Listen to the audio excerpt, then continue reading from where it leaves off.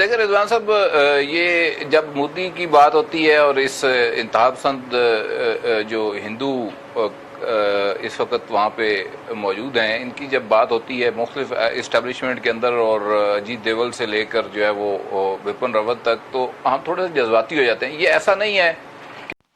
तो दोस्तों 2-3 दिन पहले इंडियन आर्मी ने चाइना की आर्मी को उसी की भाषा में जवाब दिया है और चाइना की आर्मी को जूते मारकर भगा दिया है और एक सबसे ऊंची चोटी पर कब्जा कर लिया है।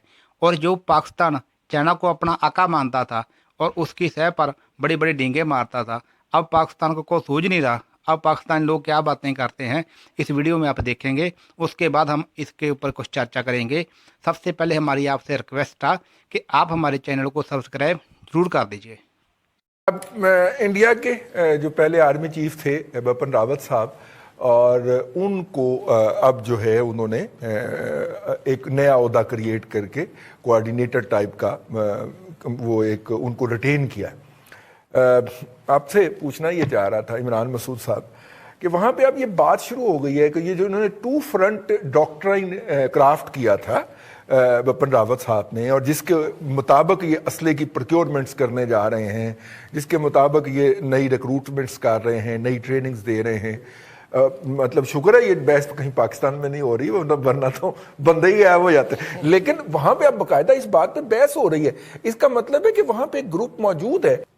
अब देखिए, India is a very smart player, ये आपको मानना पड़ेगा। और इंडियन गवर्नमेंट जो है वो कोई भी सियासी जमात आ जाए, वो सारी नेशनलिस्ट हैं और वंदे मातरम का जो फिलॉसफी है कि ये धरती हमारी माँ है, इसको कोई नहीं छीनती, सारे इसी पे काम करते हैं। और गवर्नमेंट जो करंट गवर्नमेंट है वो अपनी पब्लिक की सपोर्ट को लेके चल रही है और चलती है। और देखिए, कश्मीर एक बहुत बड़ा आपके सामने एक मिसाल है कि किस तरह उसने प्रेशर सस्टेन किया इंडिया ने। It is over more than 300 days now, और दुनिया भर का प्रेशर जो है वो वहाँ पे जो हो रहा है, जो ह्यूमन राइट वॉलेशन हो रही है, लेकिन इंडिया अपनी पॉलिसी से टस से मस ना हुआ।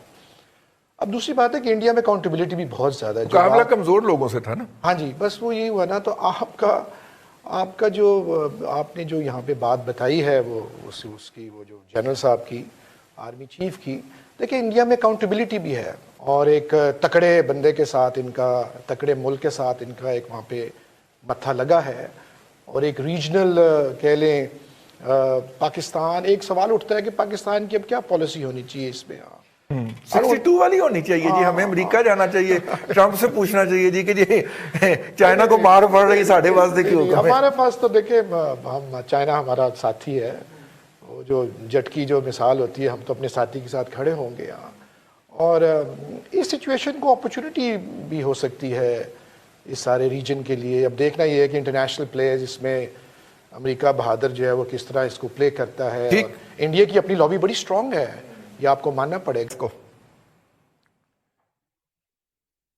देखिए रिजवान साहब, ये जब मोदी की बात होती है और इस इंतहापसंद जो हिंदू इस वक्त वहाँ पे मौजूद हैं, इनकी जब बात होती है मुख्तलिफ इस्टेब्लिशमेंट के अंदर और अजीत देवल से लेकर जो है वो विपिन रावत तक, तो हम थोड़े से जज्बाती हो जाते हैं। ये ऐसा नहीं है कि ये स्ट्रेटजिक कोई इन्होंने डिसीजन ले लिया अचानक और ये वो।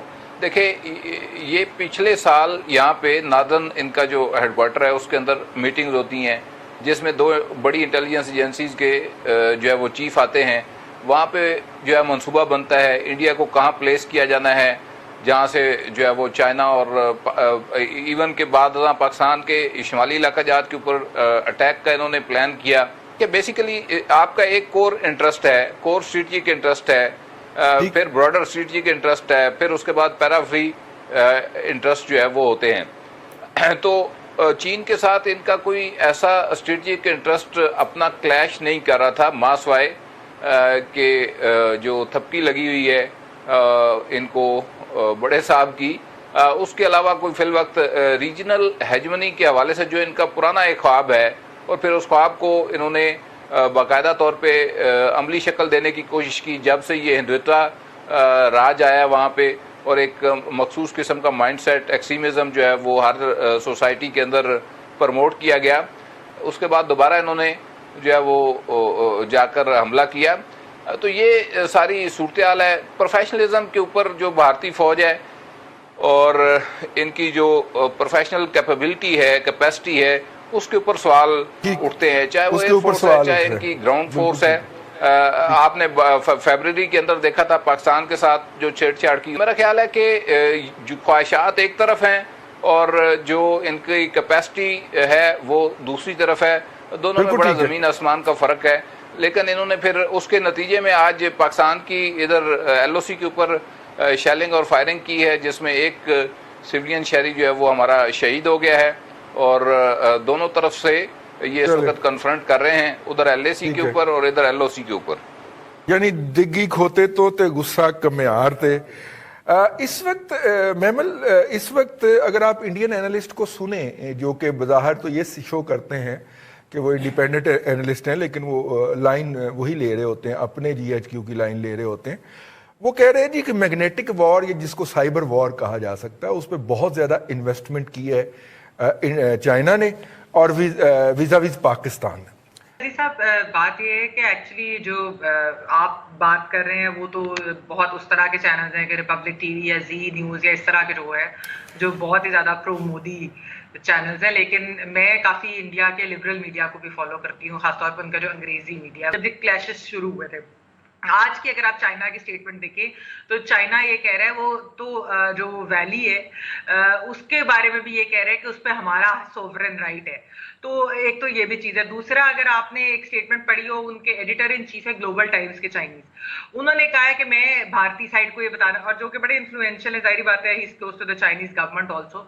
उन्होंने कहा है कि मैं भारतीय साइड को ये कहना चाहता हूं कि आप मगरूर ना हो और चाइना ने जो रिस्ट्रेंट अभी तक शो किया है उसको हमारे आप वीकनेस ना समझें।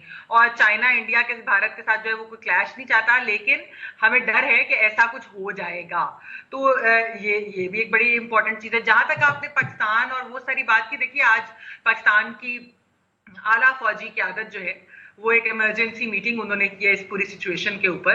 और पाकिस्तान के जो है वो कश्मीर के बॉर्डर पे क्या हो रहा है और ये कि चाइना और भारत के बॉर्डर पे क्या हो रहा है। फिर जाहिर बात है कुछ स्ट्रैटेजीज भी उसके बारे में बनाई होंगी कि इन केस खुदा न खास्ता कोई पाकिस्तान के साथ ना कोई भारत का क्लैश, या फिर जाहिर बात है जो भी सारी जियो स्ट्रेटेजिक पोजीशन है वो सारा कुछ उन्होंने देखने मोदी सरकार की फॉरेन पॉलिसी ने। और उसकी वजह ये कि एक ये पूरा जो एक पॉपुलिस्ट लीडर का नैरेटिव होता है ना कि जो मर्जी हो जाए हम तो बस जीतेंगे और हम सब कुछ है, और एक ये जो माचो मैन वाला इमेज, तो उसमें उन्होंने नैरेटिव इतना ज्यादा वो फैला दिया होता है कि लोगों को लगता है कि पता नहीं हम क्या कर सकते हैं, या हमारी मतलब अपने आप को बहुत ओवर एस्टिमेट भी कर सकते हैं। तो एक वो भी चीज होती है। फिर दूसरा ये है कि चाइना और भारत का तो वैसे भी एक पाकिस्तान और इंडिया से ज्यादा बड़ा क्लैश है एक्चुअली अगर देखा जाए। हालांकि उनकी ट्रेड है, ट्रेड जाहिर बात है उनकी बहुत ज्यादा है, और उसी की वजह से वो जंगों से और उस तरीके से अभी भी रिसेंट ईयर्स में बचे। इंडियन आर्मी ने चाइना को पीछे धकेल दिया है और कुछ इलाके पर कब्जा कर लिया है, सबसे ऊंची चोटी पर कब्जा कर लिया है। तो इन पाकिस्तानियों के मुंह से मक्खी उड़नी बंद हो गई है और इन पाकिस्तानियों को पता नहीं कि हम बोलना क्या। अभी तो आपको थोड़ी सी झलक दिखाई है, अभी तो बहुत कुछ होना बाकी है, क्योंकि जब इंडिया के साथ अमेरिका और जापान जैसी सेना और ऑस्ट्रेलिया जैसी सेना खड़ी होगी ना, तब आप देखना कि क्या होता है चाइना के साथ। और इन पाकिस्तानियों का जो आका है चीन, ये उसकी शह पर डींगे मारते थे, बड़ी बड़ी डींगे मारते थे कि जब इंडिया के साथ हमारा युद्ध होगा तो चाइना इंडिया को ऐसे कर देगा, वैसे कर देगा। अब जब इनके आका को जूते पड़ने शुरू हो गए हैं तो इनको समझ नहीं आ रही कि यह क्या बोलें।